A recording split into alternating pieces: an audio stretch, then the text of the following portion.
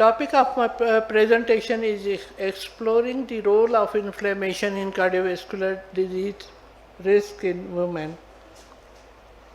These are the highlights of the presentation. We know that approximately 1 in 3 women dies from the heart disease globally. 4-fold higher incidence is found in women than in general population. That is also a global data which is suggestive of. But unfortunately we have more incidence in our South Asian countries like India, Pakistan, Bangladesh, Nepal, Sri Lanka, Bhutan and Maldives. We know that there are advances in improving the morbidity and mortality from the CVD in women older than 55, but unfortunately the improvement in younger women have been stagnant, mechanism which is unclear and it lag behind. These are the risk factors. Apart from the traditional cardiac risk factors, non-traditional risk factors, woman-specific risk factors, recent research is on the autoimmune disorders and emerging risk factors like cytokinase, interleukin.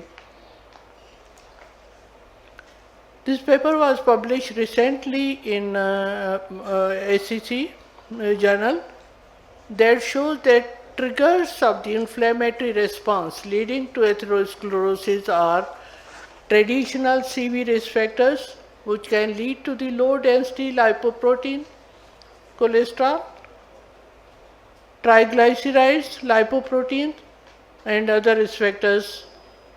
Then the chronic and acute mental stress, mostly it is from the non-traditional risk factors like urban areas, dual responsibility on the women leading to the mental stress and which can precipitate the autonomic nervous system and can give rise to the later on atherosclerotic changes and inflammation, aging, bone marrow activation, clonal hematopoiesis, the behind mechanism which works in increasing the atherosclerosis and inflammation in the elderly women.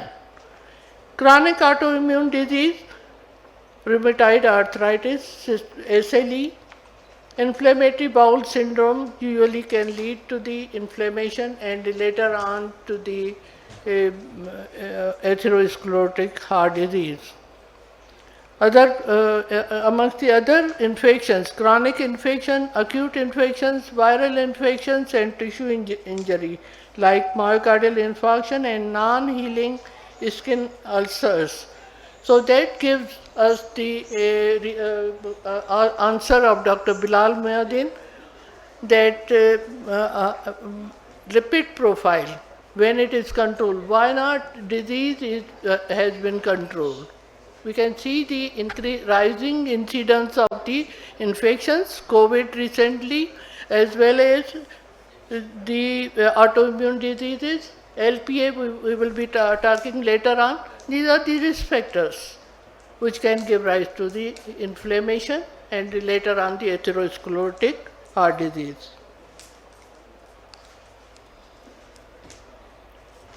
So, during the last 2 decades, clinical studies have shown that the atherosclerosis is a low-grade, sterile, chronic inflammatory disease in which autoimmune system has prominent role in the endothelial dysfunction, which usually results in increased permeability to the lipoproteins and their subendocardial endothelial accumulation, leukocyte recruitment and platelet activation. These are the end results. Recruited monocytes differentiate into the macrophages which develops pro and anti-inflammatory properties.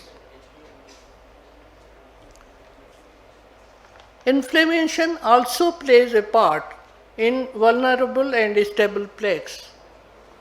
So, ECM, collagen, elastin, lipoprotein particles accumulation in the wall of the artery, cytokinase giving rise to the MMPs. So this MMPs catalyze the breakdown of interstitial collagen, which is responsible for the plaque instability and the rupture.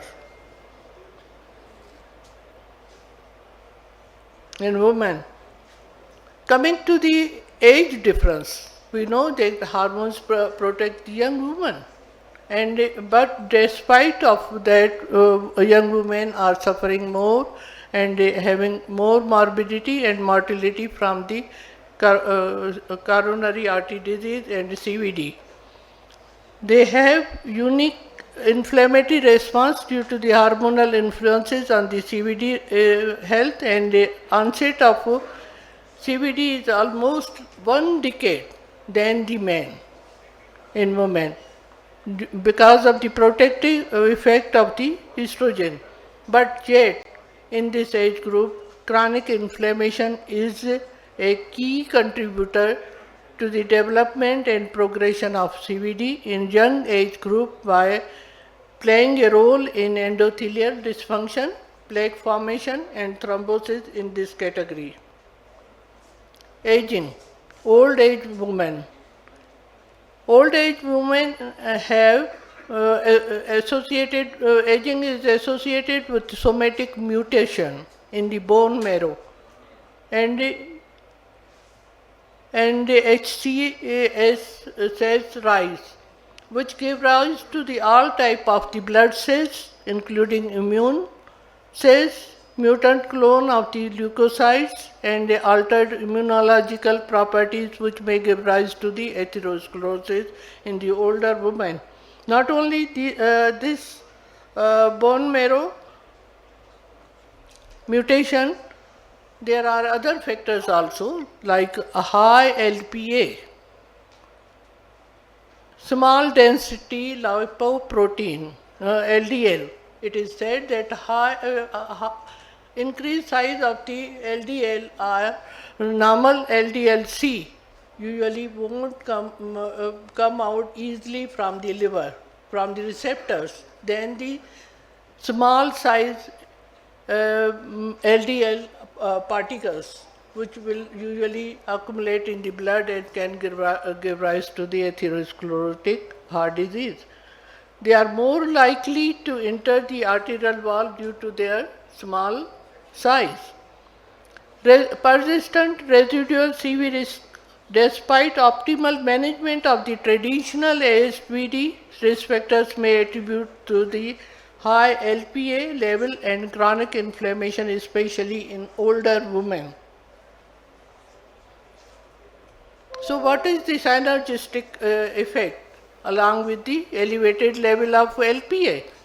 This usually leads to the inflammatory process. Other biomarkers like high sensitivity C-reactive protein, interleukins, and along with this LPA can give rise to the more predictive power of the long-term CVD risk. Higher LPA was found in the South Asian women.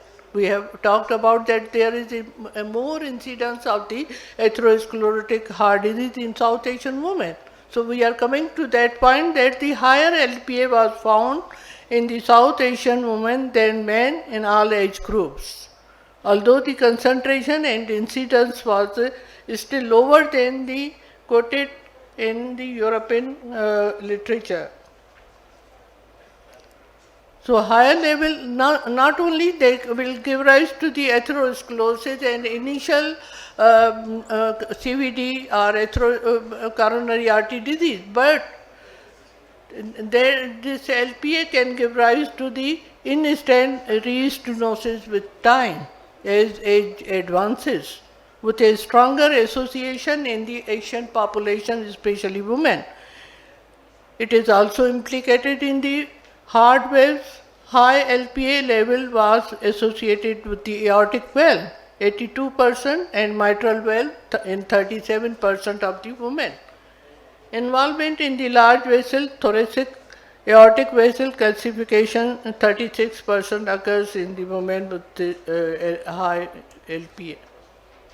We can see this patient was having the bioabsorbable stent due to the acute coronary syndrome. We can see that the inflammation, 1, 2, 3, 4 small dots behind that stent site later on with the OCT examination. So that is that in long runs LPA play a role in re-stenosis of the coronary artery diseases. We are coming towards the future. What is future? Genetic modification of the inflammation. The clonal hematopoiesis associated with the cardiovascular risk. A study was conducted in an inflammatory gene modifier scan for the chip associated with the CVD risk among 24,651 UK participants. The study found that the chip showed that CRI-CPR induced ASXI mutant murine macrophages has particularly heightened the inflammatory response to the agonism associated with the increased DNA damage response, as well as increase in the 1L10 secretion, mirroring the CVD protective effect of 1L10 expression. So, studies supported the role of inflammation in chip associated with the CVD and provides evidence supported gene specific strategies to address the chip associated CVD risk. So these are the predictive values of the biomarker. Increased values of the biomarkers were found in this study, resulting in the high risk prediction of the coronary artery disease and stroke, aligned closely with the overall cardiovascular risk event.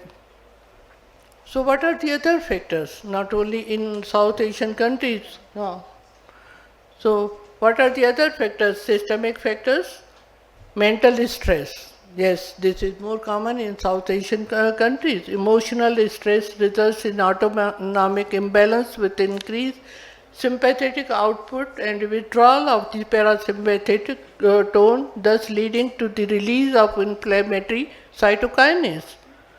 These directly impair the endothelial function and inhibiting the nitrous oxide synthesis and increasing the endothelium release, which can give rise to the atherosclerotic disease. This is the famous study which was suggestive of the increased body mass indexes in the South Asian countries. These are the dietary pattern. Higher pro-inflammatory potentials, red meat and all those animal fat containing the food are the higher pro-inflammatory potentials. We can see that higher inflammatory anti-inflammatory potential can be seen in the vegetables like goods.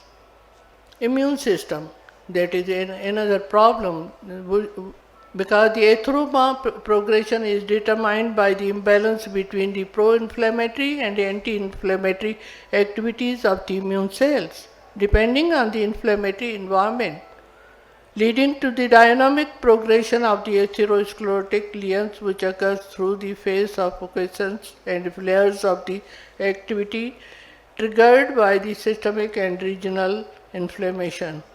Vascular inflammation, one of the reasons for the atherosclerotic heart disease in women.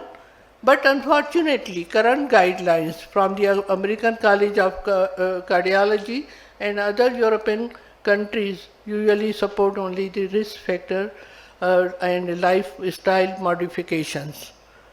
There is gap in current and traditional guidelines because there is limited emphasis on the role of lipoprotein A and inflammation in risk assessment. No adequately address the unique CVD risk faced by the post-menopausal woman. Treatment. Role of the inflammation in atherosclerosis is confirmed in several studies by the effect of statin in reducing the risk, CVD risk, but it is unfortunately, despite of giving maximum dose of the statin, there is secondary prevention for the secondary prevention. Despite of that, there is usually residual risk of the CVD, as Dr. Bilal was asking from the foreign our international speaker. Anti-inflammatory interventions, specifically blocking the cytokinase pathways, reduce the further risk of myocardial infarction and stroke. Dr. Sarah, so apart from the statin, we can try methotrexate has no impact on the this prevention, but of course, Kentos and colchicine tries prove the efficacy of these drugs in the